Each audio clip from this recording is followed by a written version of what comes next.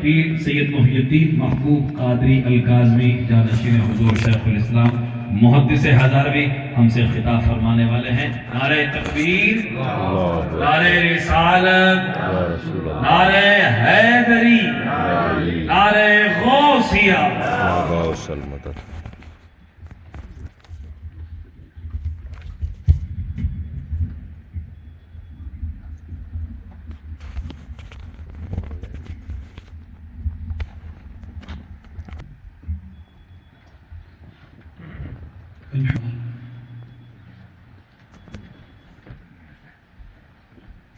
الحمد لله الذي بيده تصريف الأحوال وتخفيف الأثقال، والصلاة والسلام على سيدنا وسندنا ورسولنا وحبيبنا محمد صلى الله خاتم النبيين سيد الهادين إلى محاسن الأفعال، وعلى آله الطيبين الطاهرين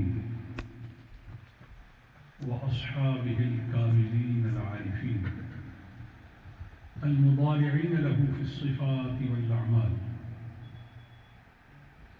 أما بعد، فأعوذ بالله من الشيطان الرجيم. بسم الله الرحمن الرحيم. وقوموا لله قانتين. صدق الله وصدق رسوله وأمرنا ولقنا بقوله إن الله وملائكته يصلون على النبي يا أيها الذين آمنوا صلوا عليه وسلموا تسليما. اللهم صل وسلم وبارك على سيدنا محمد وعلى آل سيدنا وحبيبنا ومولانا محمد وبارك وسلم وصل عليه. اللہ تعالیٰ نے خوشبخت انسانوں کو اپنی لذت عبادت عطا فرمائی اور چنیدہ دلوں کو اپنی الفت سے وہ بہار بخشی جس کا نتیجہ قرب مصطفیٰ کی صورت میں پیدا ہوا. سبحان اللہ، سبحان اللہ. لیکن یہ بات کسی کو نہ بھولے کہ جب بھی دنیا اور عقبہ میں کسی کو کامیاب قرار دیا گیا، وہ کامیاب فرد ادب سے مالا مال تھا. کسی بے ادب کو کامیابی نہیں ملی، کسی بے ادب کو ارتقاء نصیب نہیں ہوئی، اور جسے ادب نصیب ہو گیا چاہے اس کے مطلوب میں اور طالب میں بعد زمانی بھی ہو، لیکن فضیلتوں نے جھک کر اسے سلام پیش کیا. بے شک. سبحان اللہ. اور ادب والے حضور کے آنے سے 500 برس پہلے بھی اگر خط لکھ کر ادب کا مظاہرہ کریں اللہ سبحان اللہ، اور وہ مکتوب مسجل محرر حضور کی خدمت میں 500 برس بعد بھی آئے تو اسے اسی طرح پذیرائی ملتی ہے جس طرح آنے والے کو اپنے وجود کے ساتھ پذیرائی ملتی ہے. سبحان اللہ، سبحان اللہ. تو گویا ادب آپ کی قدر میں اضافہ کرتا ہے، آپ کی منزلت کو دو چند کرتا ہے، اور یہی وجہ ہے کہ ادب والوں میں جب بھی کسی کا آپ نام دیکھتے ہیں ان ناموں میں آپ کو امم سابقہ کے مومن نظر آتے ہیں، چاہے وہ آل یاسین کے مومن ہوں، چاہے وہ آل فرعون سے کوئی ایمان کو چھپانے والا مومن ہو، چاہے وہ 42 سالہ نبی کی خدمت کر کے گوریلا کاوش بجا لانے والا حضور کا ایسا حامی ہو کہ جب تک وہ زندہ رہے وہ کسی کو تیکھی نگاہوں سے نبی کی طرف دیکھنے کی بھی اجازت نہ دے، لیکن یہ تمام کے تمام پہلو ادب کو ثابت کرتے ہیں۔ آپ غور کیجئے کہ جس نے ایک جملہ حضرت موسیٰ کی حمایت میں کہا کہ اتقتلون رجلا یقول ربی اللہ، کہ تم اس بندے کو اس وجہ سے قتل کرنا چاہتے ہو جو یہ کہتا ہے کہ میرا رب اللہ ہے، وہ توحید کی بات کرتا ہے اور عقائد باطلہ کا بطلان کرتا ہے، تم اسے قتل کرنا چاہتے ہو، جس نے روبرو فرعون حمایت موسیٰ میں ایک کلمہ کہا۔ قرآن کہتا ہے وقال رجل مؤمن من آل فرعون یکتم ایمانہ، جس نے میرے کریم کی حمایت میں ایک جملہ بھی کہا ہو، وہ ایک جملہ اس کے ایمان کے احقاق کے لیے کفایت کرتا ہے۔ میں پوچھتا ہوں اگر ایک جملے سے ایمان ثابت ہوتا ہے تو 42 سالہ خدمت سے سبحان اللہ، سبحان اللہ، سبحان اللہ، سبحان اللہ، سبحان اللہ۔ ایک جملہ، اور یہ میرا استدلال تعویلات موضوعہ سے نہیں ہے، استدلال وضعیہ سے نہیں ہے، یہ نصی استدلال ہے۔ عبارت النص بتاتی ہے کہ حضور سیدنا کلیم اللہ موسیٰ علیہ السلام کی حمایت میں ایک کلمہ جس نے کہا، اللہ تعالیٰ نے اس کے ایمان کو ثابت کیا اور اسے کہا وقال رجل مؤمن من آل فرعون،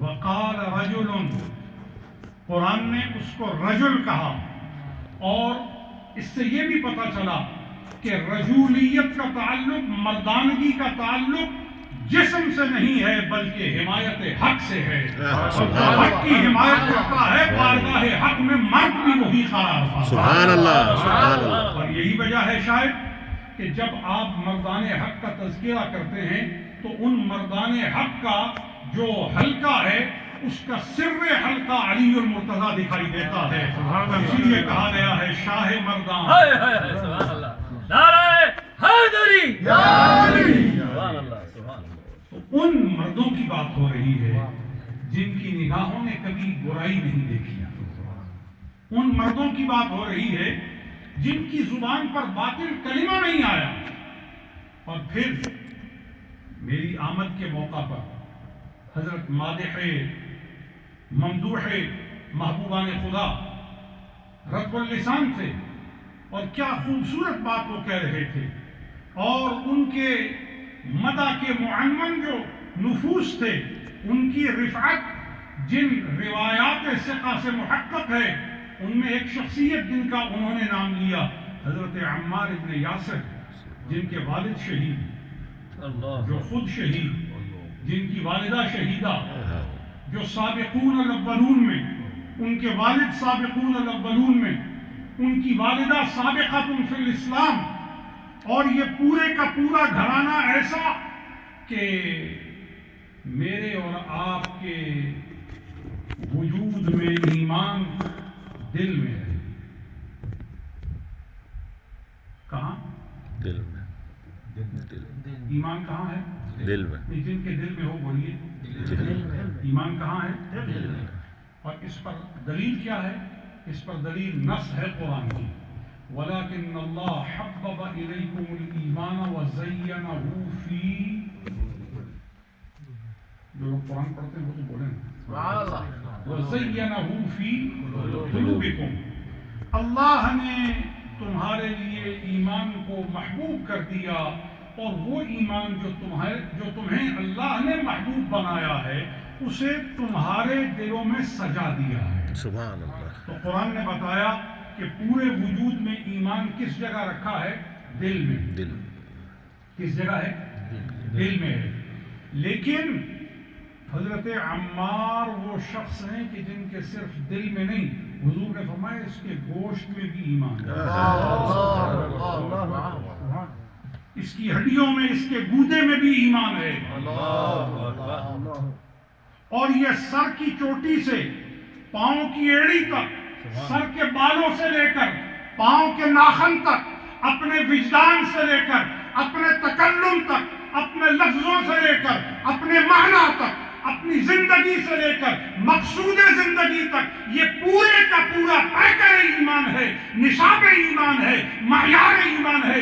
لو سلک الناس بواد وسلک عمار بواد اخری فاسلک بعمار، فرمایا اگر ساری دنیا ایک راستے پر چلے اور عمار دوسرے راستے پر چلے، تم نے یہ نہیں دیکھنا کہ ہزاروں کہاں جا رہے ہیں، سبحان اللہ، لاکھوں کہاں جا رہے ہیں، کروڑوں کہاں جا رہے ہیں، انگنت کہاں جا رہے ہیں، قطاروں کی قطاریں کہاں جا رہی ہیں، لشکروں کے لشکر کہاں جا رہے ہیں، جتھوں کے جتھے کہاں جا رہے ہیں۔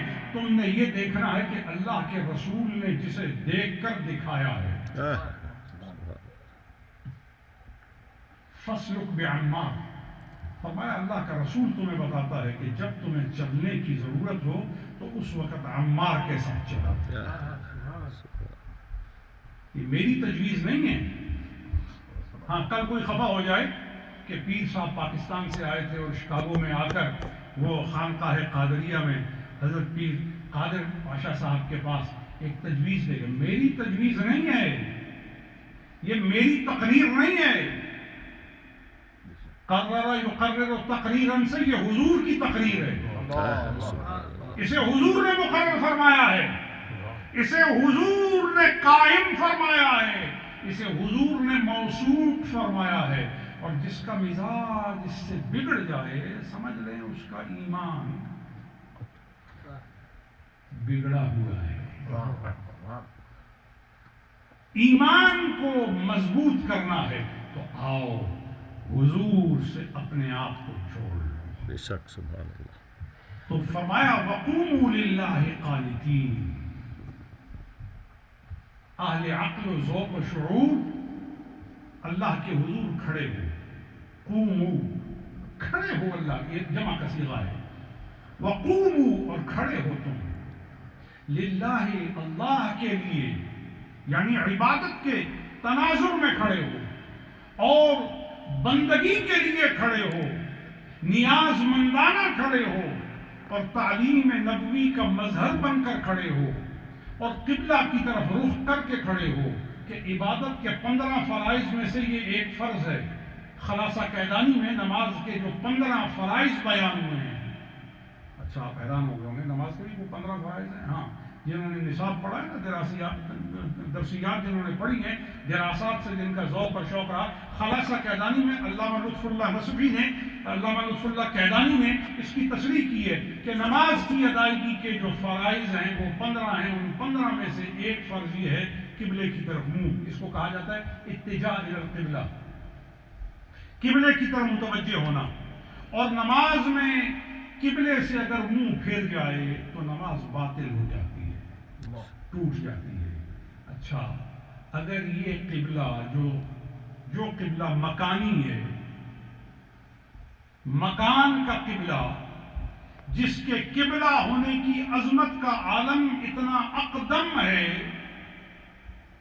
کہ سیدنا موسیٰ علیہ السلام کو رب تعالیٰ نے قرآن کریم میں بنی اسرائیل کے لیے حکم فرمایا کہ آپ جب بنی اسرائیل کو لے کر کے غلامی سے نجات دلوا کر کے نکلے ہیں تو اب موسیٰ آپ اور آپ کے بھائی ہارون ان کے لیے گھر بنائیں،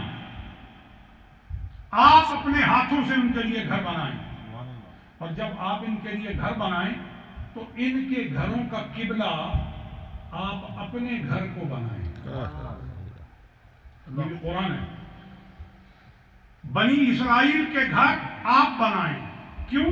کیونکہ وہ گھر جو نبی کے اور رسول کے ہاتھوں سے بنتے ہیں ان گھروں میں گمراہی نہیں جاتی، بے شک، ان گھروں کے اندر شیطان دخیل نہیں ہوتا، اور اگر ان گھر میں رہنے والوں کے کہیں قریب شیطان آ بھی جائے تو مصطفیٰ کریم حضور کی ایک کہانی دے کر فرماتے ہیں اسے لے جا تیرے گھر کے فلاں کونے میں وہ جو بیٹھا ہے نا، اسے جا کے آیت الکرسی پڑھ کر اس شاخ سے مارنا اور تم اسے پہچاننے میں کوتاہی نہ کرنا، تیرے گھر میں گھسا۔ اس شاخ کا مضروب جو ہے وہ شیطان ہے، جو اپنے خانہ کرم میں بیٹھ کر غلاموں کے گھر کی ایک ایک حالت کو جانتا ہو۔ جانو کہ وہ گھر والے بھی بے مثال ہیں اور مصطفیٰ جن کو اپنی نگاہ میں رکھتے ہیں وہ بھی بے مثال ہیں. سبحان اللہ سبحان اللہ. تو فرمایا آپ اپنے گھروں کو ان کے گھروں کا قبلہ بنائیں اور فرمایا آپ کا گھر قبلہ ہوگا. لیکن آپ کے گھر کا قبلہ کیا ہوگا؟ اٹھائیے تفاسیر. تفسیر ابن کثیر کو دیکھیے، آپ تفسیر بغوی کو دیکھیے، آپ تفسیر نصفی کو دیکھیے، تفسیر بیضاوی کو دیکھیے، حاشیہ قونوی کو دیکھیے، حاشیہ محی الدین شہزادہ کو دیکھیے اور کفایت الطالب کو دیکھیے، آپ تفسیر مظہری کو دیکھیے، تفسیر جوہری کو دیکھیے، در المندود کو دیکھیے، روح المعانی کو دیکھیے، روح البیان کو دیکھیے. ان تمام تفاسیر میں اس آیہ کریمہ کے ذیل میں تمام مفسرین نے لکھا ہے کہ حضرت موسیٰ اور حضرت ہارون کے گھروں کا قبلہ بیت اللہ مکہ کا تھا. یعنی اقدم قبلہ یہ بیت اللہ ہے، اقدم قبلہ یہ مکان مکی ہے جو لوگوں کے لیے سب سے پہلے زمین پر وضع کیا گیا. وضع للناس للذی ببکہ مبارکہ، یہ وہ برکت والا گھر جس گھر کی طرف محبوبان خدا کا رخ ہے، جس گھر کی طرف خدا کے فرما برداروں کا رخ ہے، جس گھر کی طرف باغیوں کا رخ نہیں ہے حامیوں کا رخ ہے، جس گھر کو بسانے کے لیے رب نے سیدنا ابراہیم کو حکم فرمایا کہ آپ اپنے گھر والوں کو یہاں لا بسائیں. تو جب وہ یہاں لا بسایا تو مفسرین کرام فرماتے ہیں ہر رات اللہ تعالیٰ نے ملک عراق اور مکہ المکرمہ کے درمیان جو فاصلہ تھا نا، ہر رات سیدنا ابراہیم کے لیے زمین کے اس فاصلے کو سمیٹ دیا اور روزانہ رات سیدنا ابراہیم اپنے گھر والوں کے بعد مکہ میں آتے تھے. سبحان اللہ. چنانچہ اس گھر کی عظمت اور شان یہ ہے کہ آپ نے اس سے اپنے رخ کو نہیں ہٹانا. اچھا، تو اگر قبلہ مکانی کی عظمت کا یہ عالم ہے تو جس کا ارادہ اور اشتیاق اور قصد اور عزیمت تھی کہ یہ قبلہ ہو، اس کو قبلہ بنانے والے کی عظمت کا عالم کیا ہوگا؟ سبحان اللہ. کیونکہ رب فرماتا ہے فَلَنُوَلِّيَنَّكَ قِبْلَةً تَرْضَاهَا، ہم اسے قبلہ بنا دیں گے. فَلَنُوَلِّيَنَّكَ، ہم پھیر دیں گے تیرے لیے. فَلَنُوَلِّيَنَّكَ، ہم پھیر دیں گے تیرے لیے. قبلہ، اس پر جو تنوین ہے نا یہ نکرہ کے لیے، ہم اس ہی جگہ کو قبلہ کے طور پر کر دیں گے تیری خاطر. اس جگہ کو، کس جگہ کو؟ اس کی تعین کے لیے ساتھ ایک صورت فرمائی ترضاہا، جسے قبلہ بنانے میں تیری مرضی ہے. سبحان اللہ. سبحان اللہ. تو پتہ چلا کہ رضائے مصطفیٰ کا عالم یہ ہے کہ اگر حضور کسی ٹھکانے کو قبلہ بنانا چاہیں تو رب تعالیٰ اسے قبلہ بنانے سے رد نہیں فرماتا، اسے قبلہ بنا دیتا ہے. اگر مصطفیٰ کی نظریں اور مصطفیٰ کا ارادہ کسی مکان پر آ جائے، اس کی عظمت کا یہ عالم ہے. تو حسین بن علی کی عظمت کا عالم کیا ہوگا؟ حسن مجتبیٰ کی عظمت کا عالم کیا ہوگا؟ علی بن مرتضیٰ کی عظمت کا عالم کیا ہوگا؟ جو پیدا علی کعبہ میں ہوئے تو ماں کا دودھ نہیں پیتے اور جو بھی اٹھاتا ہے اسے تکتے نہیں، تا آنکھ حضور تک خبر آئی کہ آپ کا چچیرا پیدا ہوا ہے. ابو طالب کے ہاں ایک بچہ پیدا ہوا ہے، لیکن نہ وہ آنکھیں کھولتا ہے، نہ وہ روتا ہے، نہ وہ بولتا ہے، نہ وہ غذا لیتا ہے. آپ آئیے، تشریف لائیے، دیکھیے روایات ثقہ میں آتا ہے جب آقا کریم تشریف لائے اپنے بازوؤں پر اٹھایا، چچی کو کہا اماں مجھے دیجئے میں دیکھوں. جب آپ کے بازوؤں پر آئے تو محدثین روایت کرتے ہیں ادھر حضور کے بازوؤں پر آنے کی دیر تھی کہ حیدر کرار نے اپنی دونوں آنکھوں کو پوری قوت کے ساتھ کھولا اور پہلا منظر جو اپنی آنکھوں میں لیا وہ عارض مصطفیٰ تھے، وہ رخسار مصطفیٰ تھے، وہ پہلو مصطفیٰ تھا، وہ منظر مصطفیٰ تھا، وہ دلکشی نظارہ مصطفیٰ تھا، وہ ایک حسین کیف رؤیت مصطفیٰ کا تھا جو آپ نے اپنے دل میں اتارا، اپنی روح میں سینچا. میں پوچھتا ہوں جس نے کائنات میں سب سے پہلے دیکھا ہی مصطفیٰ ہو، جو کائنات میں سب سے پہلے جس کو دیکھنے کا موقع ہی چہرہ مصطفیٰ کا ملا ہو، وہ کیوں نہ اولیاء کا تاجدار بنا دیا جائے؟ سبحان اللہ سبحان اللہ وہ کیوں نہ سلطان اولیاء بنایا جائے؟ وہ کیوں نہ امام الاولیاء بنایا جائے؟ اور پھر کیوں نہ اس سے محبت کرنے والے کو مومن قرار دیا جائے؟ اور صرف مومن نہیں بلکہ فرمایا گیا تیرے ساتھ محبت کے لیے مومن کے سوا کسی کو توفیق نہیں۔ سبحان اللہ سبحان اللہ تیری محبت موقوف ہے کہ قلب میں ایمان ارتقاء پر ہوگا تو علی المرتضیٰ محبوب ہوگا۔ اور ہاں تجھ سے بغض بھی ہر ایک تو کر ہی نہیں سکتا، بغض کے لیے بھی ایک کلاسیفیکیشن ہے اور بغض کے لیے بھی ایک کوالیفیکیشن ہے۔ کہا بغض تجھ سے کون کرے گا؟ کہا جس طرح تجھ سے محبت ایمان سے مالا مال ہوگا تو کرے گا، اور بغض بھی تجھ سے وہ کرے گا جو نفاق میں مالا مال ہوگا۔ سبحان اللہ سبحان اللہ کوٹ کوٹ کر نفاق، جس کے رگ و پے و ریشہ و ہڈیاں اور اس کی زبان اور نگاہ اور عقل اور تنہائی اور دن رات میں ہوگا، وہ سیدنا علی سے بغض کرے گا۔ اور محبت کون کرے گا؟ میں محبت کرنے والوں کا ذرا نام آپ کو بتاتا ہوں۔ سیدنا علی سے محبت کرنے والے جلیل نفس کریم کا نام ابو بکر صدیق ہے۔ بولتے نہیں ہیں۔ سبحان اللہ سیدنا علی المرتضیٰ سے محبت کرنے والے جناب عمر فاروق رضی اللہ تعالیٰ عنہ، سیدنا علی سے محبت کرنے والے جناب سیدنا عثمان غنی رضی اللہ تعالیٰ عنہ ہے۔ سیدنا علی سے محبت کرنے والے انصار اور مہاجرہ ہیں۔ تو پتہ یہ چلا کہ یہی تو سنت والے ہیں، یہی تو جماعت والے ہیں، اور وہی سنت اور جماعت والے ہیں جو خیر القرون کے ہیں، اور خیر القرون کے زمانے کے اکرم ترین لوگوں نے بتایا ہے کہ اکرم الامہ کو جو محبوب ہے وہ محبوب خدا ہے، وہ محبوب مصطفیٰ ہے۔ سبحان اللہ سبحان اللہ لہذا حضور الہی میں کھڑے ہونے کے لیے فرمایا وقوموا للہ، کھڑے ہو تو اللہ کے لیے، تمہارا قیام اللہ کے لیے، راتوں کو تم قیام کرو، دن کو تم قیام کرو، فجر کے لیے قیام کرو، ظہر کے لیے قیام کرو، عصر کے لیے قیام کرو، اور مغرب کے لیے قیام کرو، عشاء کے لیے قیام کرو، تہجد کے لیے قیام کرو، اشراق کے لیے قیام کرو، چاشت کے لیے، صلاۃ الضحیٰ کے لیے قیام کرو، اوابین کے لیے قیام کرو، صلاۃ التسبیح کے لیے قیام کرو، مگر کیسے کرو؟ قانتین ای مخبتین لہو خاشعین لہو، اللہ کے لیے قیام اس طرح کرو کہ تمہارا کھڑا ہونے کا انداز بتائے کہ اس میں عاجزی بلا کی ہے، بے شک اور اس کے اندر خشیت انتہا کی ہے۔ تمہارا کھڑا ہونا تکبر پر دلالت نہ کرے، تعبد پر دلالت کرے۔ تمہارا کھڑا ہونا بندگی کے پہلوؤں کی خوشبوؤں کو اور خوشنمائیوں کو اور جھلک کو لے کر دنیا کے سامنے ایک نظارہ پیش کرے کہ یہ کھڑا ہونے والا بندہ ہے تو خدا کا، امتی ہے تو مصطفیٰ کا۔ سبحان اللہ سبحان اللہ اور پھر جب نماز کے لیے آپ کھڑے ہوں تو اپنی مرضی سے قرات نہ کریں،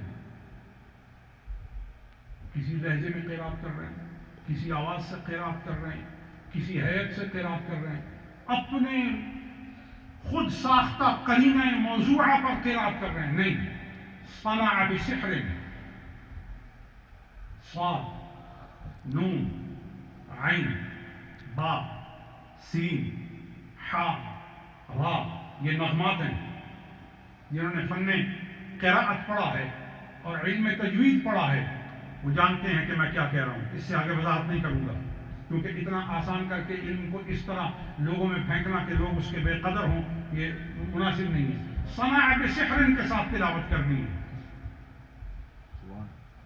اب وہ صنع بسحر کیا ہے سیکھو نا۔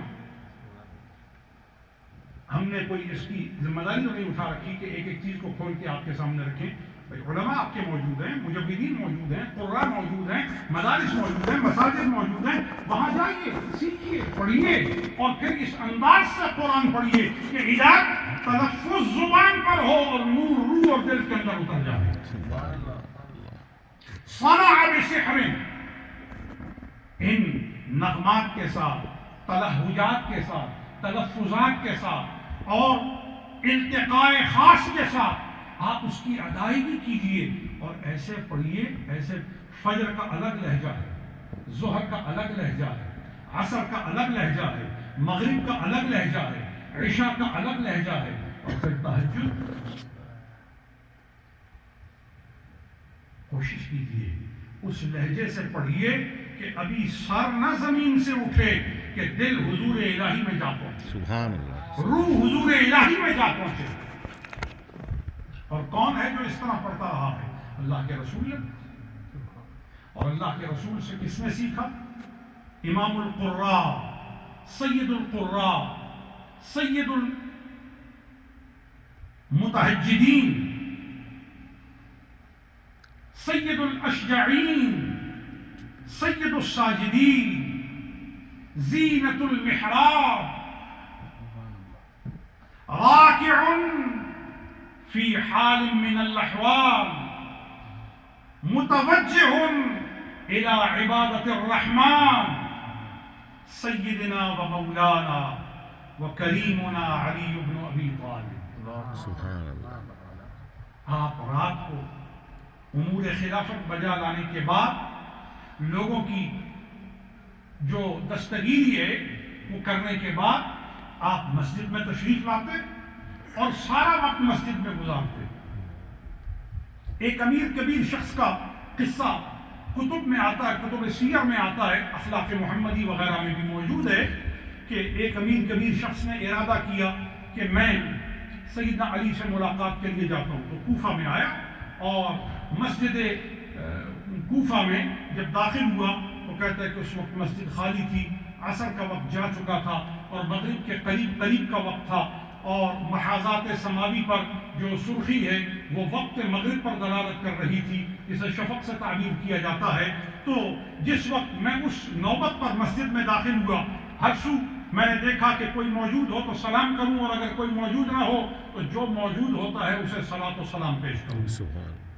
خالی مکان میں جب داخل ہو اور کوئی موجود نہ ہو تو السلام علیک ایھا النبی پڑھا جاتا ہے، کیونکہ جسے خدا نے شاہد بنایا ہے وہ جس کو قیامت میں مشہود کے طور پر پیش کرے گا، یہ شاہد وہاں جلوہ گر ہے، لہذا اس پر صلاۃ و سلام پیش کیا جاتا ہے. بہرحال میں مسائل شتہ پر گفتگو نہیں کرتا، عنوان کو مرکوز کرتے ہوئے گفتگو کو اس پر محصور کرتا ہوں. اور وہ کہتا ہے جب میں مسجد میں داخل ہوا تو مجھے کوئی نظر نہ آیا، میں نے حضور کی بارگاہ میں درود و سلام پیش کیا، لیکن اچانک مسجد کے کونے میں دیکھا کہ ایک خدا رسیدہ فاقہ مست جس کے رخساروں پر آنسو رواں ہیں، اور اس کے آنسوؤں کی برکت میرے دل میں کوند گئی، اور دیکھ کر مجھے ایسا لگا کہ جیسے روئے زمین پر اس سے زیادہ متقی کوئی اور شخص نہیں ہوگا جسے میری آنکھیں دیکھ رہی ہیں، اور اس کے دیکھنے سے وہ پاکی پیدا ہو رہی تھی کہ میرے دل سے گناہ جیسے کھینچ کر کوئی نکال رہا. سبحان اللہ. سبحان اللہ.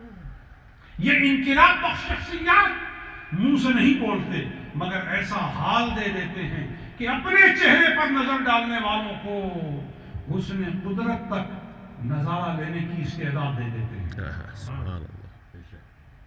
کہا میں بڑے ادب سے دبے پاؤں آگے بڑھنا چاہ رہا تھا، لیکن چہرے کی جلالت اور حال کی بے نیازی مجھے آگے بڑھنے سے روک رہی تھی کہ کہیں کوئی قرینہ سوء ادب کا اس سے مترشح نہ ہو اور میں راندہ درگاہ نہ ہوں.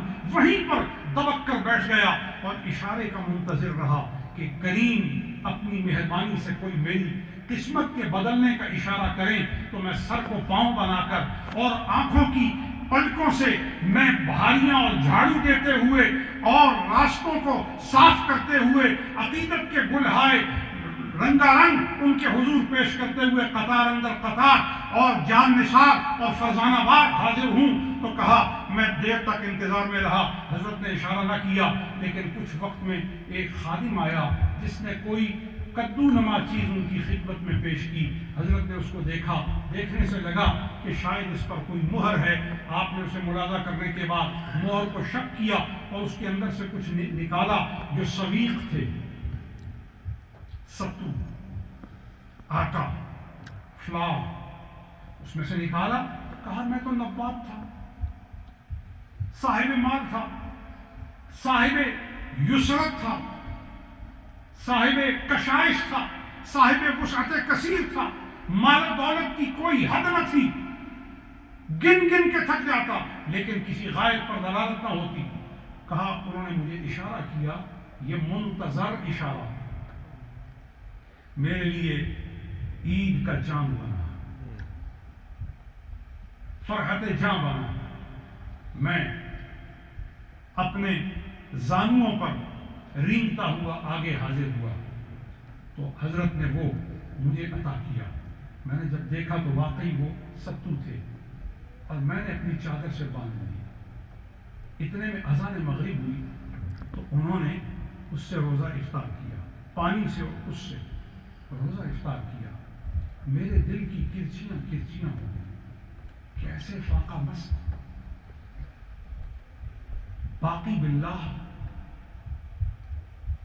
आरिफ असरार मारिफत रब्बानी ऐसे आलम में रहते हैं। न मालूम अब सैयदना अली से कैसे मुलाकात हो, लेकिन बाद मुलाकात अव्वलीन ये गुजारिश करूंगा कि हुजूर ऐसे दुर्वेशों की अगर आप निगहदाश्त नहीं फरमा सकते तो उन्हें मेरे हवाले कर दिया जाए, ताकि मैं उनकी खिदमत करके अपने रब को राजी करके आकिबत को संवार सकूं।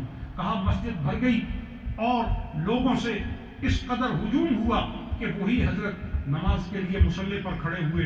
मैं तो पंजगाना का पाबंद था, लेकिन वल्लाहि आज जो नमाज पढ़ी उसमें ऐसा सुरूर और कैफ था, लगता था कि जिंदगी की पहली नमाज अदा कर रहा हूं। सुभान अल्लाह। आंसुओं की लड़ी थी कि किस्मत हक से जुड़ी थी और दिल का हर दरीचा वहां था और पहलुए अकीदत तमाम का तमाम आमादाए फरजानियत था।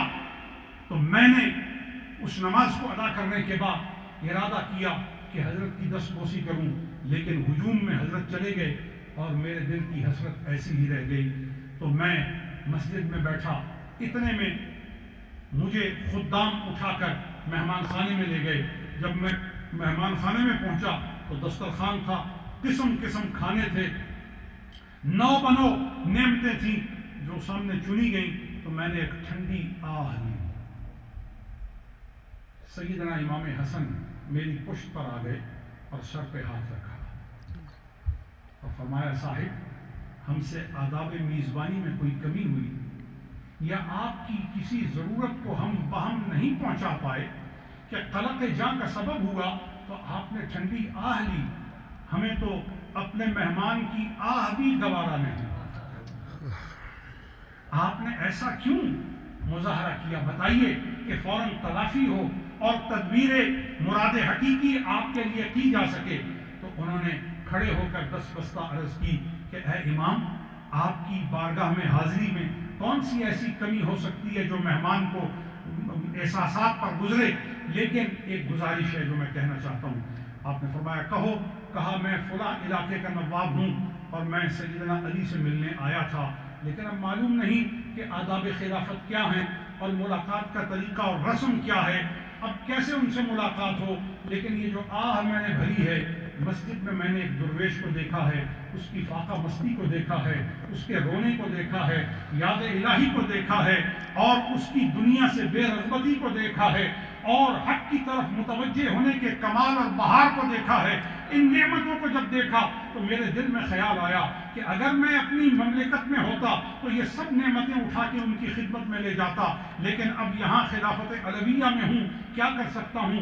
आप ये फरमाइए कि आपके बाबा से किन आदाब और किस तरीके से मुलाकात हो कि बाद मुलाकात मैं उस दुर्वेश की हवालगी का गुजारिशनामा जो है वो पेश कर सकूं। फरमाइए कैसे मुलाकात होगी। सैयदना इमाम हसन ने मुझे अपने सीने से लगाया और फरमाया, साहिब आप शौक से खाना तनावुल फरमाएं, वो जिस दुर्वेश से आपकी मुलाकात हुई है वही हमारे बाबा मौला अली हैं। सुभान अल्लाह। وہ نواب کہتا ہے کہ میری حیرت کی حد نہ رہی اور پاؤں سے زمین نکل گئی اور سر سے ایسا لگا کہ گویا آسمان قطار اندر قطار گزر گیا اور میں حیرت کی وادی میں اتر گیا کہ وہ محبوبان خدا کہ جن کے قبضہ میں نعمتوں کی قطاریں ہیں وہ اس طرح دنیا سے بیزار اور دنیا سے اس طرح لا تعلق ہیں.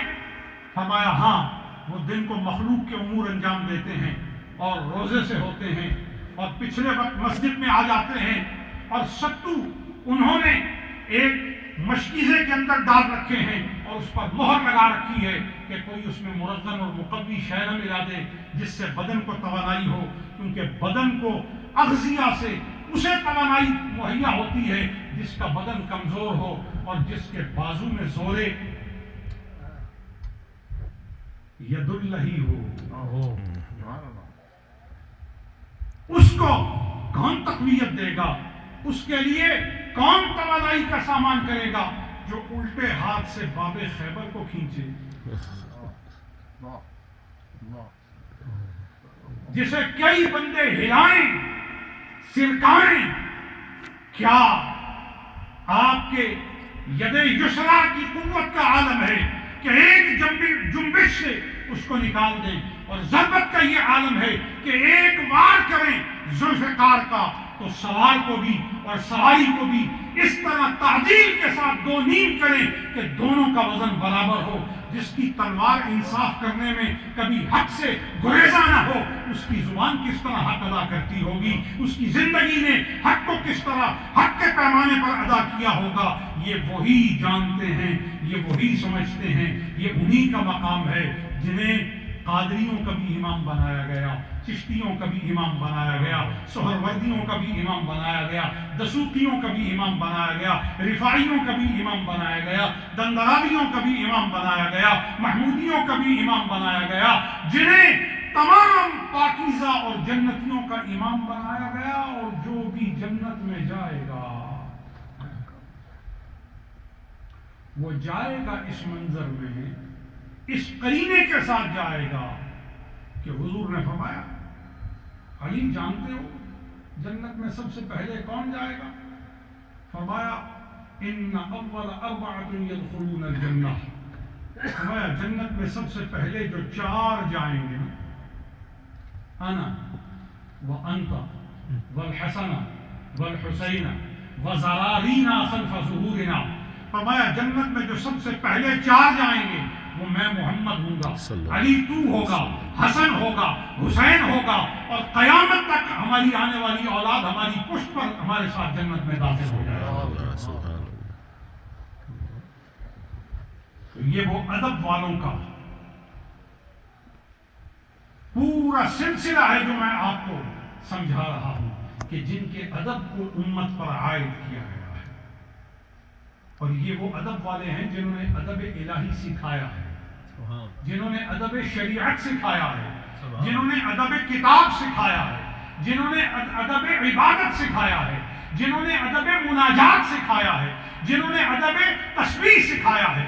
تو چنانچہ جو بھی یہ چاہتا ہے کہ میں بھی مؤدبین کی صف میں شامل ہو جاؤں، ادب والوں کے جواہر سے آراستہ ہو جاؤں، وہ آئے ان سے جڑ جائے. جب ان سے جڑے گا، ان کے حلقہ میں داخل ہو جائے گا، ان کی محبت سے سرشار ہو جائے گا، رب تعالیٰ اس کے قلب کو، اس کے اعضاء کو، اس کی نظر کو، اس کی تنہائی کو نور سے، ایمان سے، ادب سے اور نجات اور مغفرت سے بھرپور فرما دے گا. سبحان اللہ. آج اس خانقاہ معلیٰ قادریہ میں آپ احباب کا جمع ہونا اور اس نسبت عالیہ کے ساتھ اور تعلق مفیدہ کے ساتھ آپ احباب کا یہاں بیٹھنا نہایت کارآمد ہے.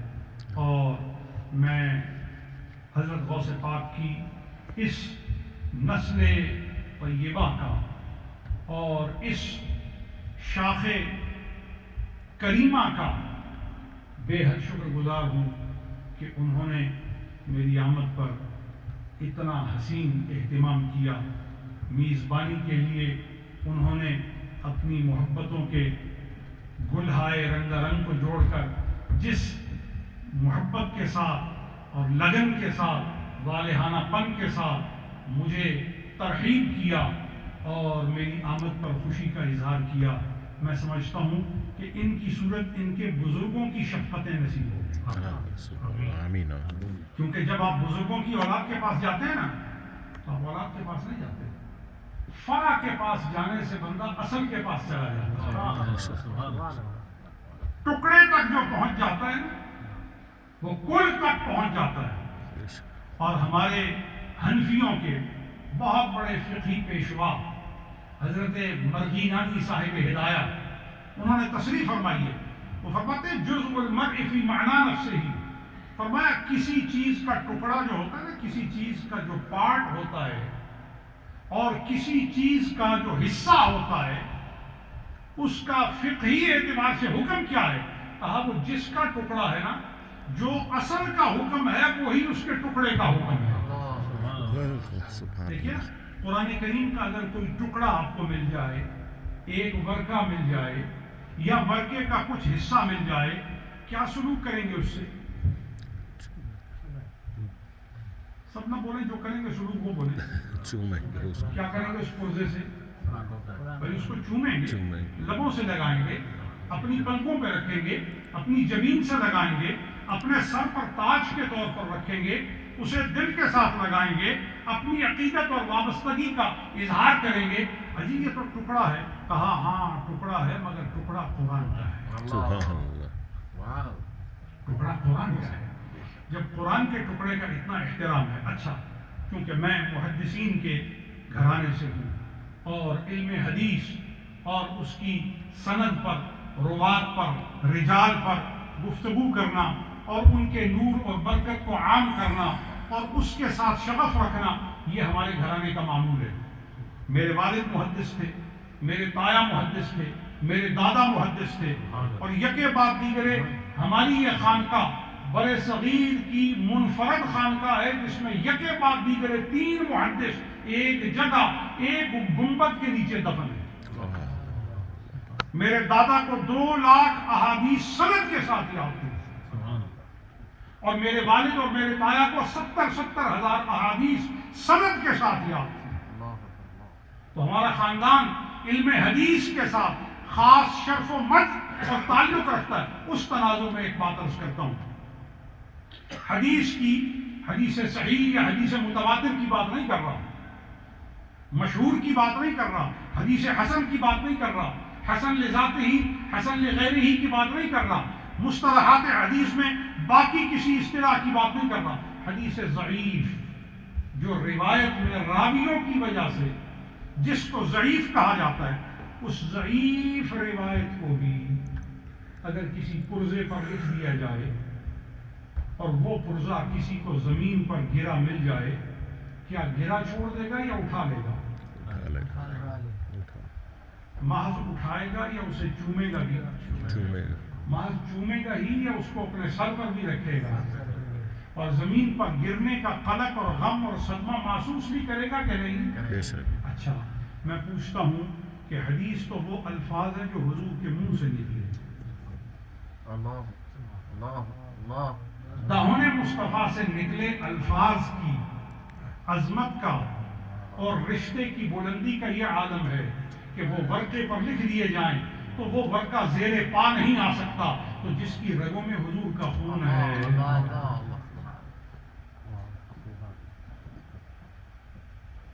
جس کے ساتھ حضور کے حقوق ہیں، جس کے ساتھ حضور کی شناخت جڑی ہے، جو حضور کی وجہ سے پہچانا جاتا ہے، تو حضور کے خاندان کی عزت کرو، باقیوں کی عزت ان کے علم کی وجہ سے کرو، ان کے عمل کی وجہ سے کرو، ان کے کسب کی وجہ سے کرو، ان کے حسب کی وجہ سے کرو، ان کے مشارب کی وجہ سے کرو، ان کے معاملات کی وجہ سے کرو، ان کے خلق کی وجہ سے کرو، لیکن میرے مصطفیٰ کے گھرانے کی عزت حضور کی نسبت اور نسب کی وجہ سے کرو۔ سبحان اللہ۔ صالحین امت فرماتے ہیں، اس پر ایک بات عرض کرتا ہوں اور بات ختم کرتا ہوں۔ صالحین امت فرماتے ہیں کہ اگر کوئی سونے کی چیز کسی گوبر میں، گندگی میں، غلاظت میں گر جائے اور مدت تک اس میں پڑی رہے 8 बरस, 10 बरस, 20 बरस और उस मुद्दत तवील के बाद किसी के हाथ आ जाए, वो सोने की चीज़, वो कीमती धात की चीज़, प्लाटिनियम की चीज़, वो किसी के हाथ आ गई और उसने उसे उस गंदगी में से निकाला। बताइए, गंदगी में गिरने से वो गंदगी हो गई? जी नहीं। वाह, सुभान अगर वो किसी की गलती और खता की वजह से गंदगी में गिर गई, तो जब जिस वक्त जिस दौर में किसी के हाथ लगी, धोया तो सोने का सोना है, बेशक। प्लाटिनियम का प्लाटिनियम है, सिल्वर का सिल्वर है, वो वैसे का वैसा रहे। अगर कीमती धात किसी गंदगी में गिरने के बावजूद भी अपनी कदर व मंजिलत नहीं खोती, तो मुस्तफ़ा की नस्ल। अगर किसी कमजोरी में पड़ भी गई, पड़ना नहीं चाहिए, गिरना नहीं चाहिए कि हुजूर की नस्ल है, हुजूर की औलाद है, हुजूर का खानदान है। सूरह अहज़ाब की आयत 22वें पारे के इब्तिदा की और 21वें पारे की आखिरी जो आयत है, उसको पढ़िए जरा। हुजूर के घराने को, हुजूर की अज़वाज को और हुजूर के साहबजादों को, हुजूर की साहबजादियों को और हुजूर के नसब शरीफ के करीम अफराद को कुरान कहता है, अगर तुम नेकी करो तो बाकियों को सिर्फ नेकी का सवाब है, तुम्हें दूना सवाब है, और अगर तुम गुनाह करो तो बाकियों को महज गुनाह का सवाब है, तुम्हें गुनाह का अजाब है, और तुम अगर गुनाह करो तो तुम्हें दूना अजाब है। तो जिनका अजर भी दूना और जिनका मुआखजा भी दूना, पता ये चला ये शान वाले हैं, ये शान वाले हैं। अब शान उन्हीं को नजर आती है जिनकी आंखें हों और जिनकी अकल हो, और जिनकी आंखें भी छिन गई हों और जिनकी अकल भी कहीं सल्ब हो गई हो, ना उनको नजर आता है ना उनको समझ आता है। लेकिन आज की बज़्म क़ादरिया में हम उनके लिए दुआ करते हैं, अल्लाह उनकी बीनाई लौटा, अल्लाह उनकी समझ लौटा, अल्लाह उनकी अकल लौटा, अल्लाह उन्हें फिर हिदायत अता और रहमतों बरकतों से माला माल फरमा दे। मैं हज़रत अल्लामा कादिर पाशा साहब का और जनाब अल्लामा सैयद रईस पाशा साहब का और उनके खानवादा नजाबत के दोनों करीम बुजुर्गों का बहुत शुक्रिया अदा करता हूँ। आप सबका भी शुक्रिया अदा करता हूँ कि मैंने आपकी बड़ी समा खराशी की और देर तक आपसे बेमकसद बातें करता रहा और आपको ऐसी बातें करता रहा कि जो आपकी समझ और आपके इल्म के पाए से कम हैं, लेकिन उम्मीद करता हूँ कि हुजूर इलाही में ये रद्द नहीं होंगी, कबूल होंगी, क्योंकि अदब के लिए बात की है और उसे दो चंद करने के लिए बात की है और तहिया किया है इश्क के तूफान का, कि जिसका किनारा फिर आका के साथ मिलने के सहारे की सूरत बरामद होता है। परवरदिगार आलम, अंदाज़े बयां अगरचे मेरा शौक़ नहीं, शायद कि उतर जाए तेरे दिल में मेरी। सुभान अल्लाह, सुभान अल्लाह।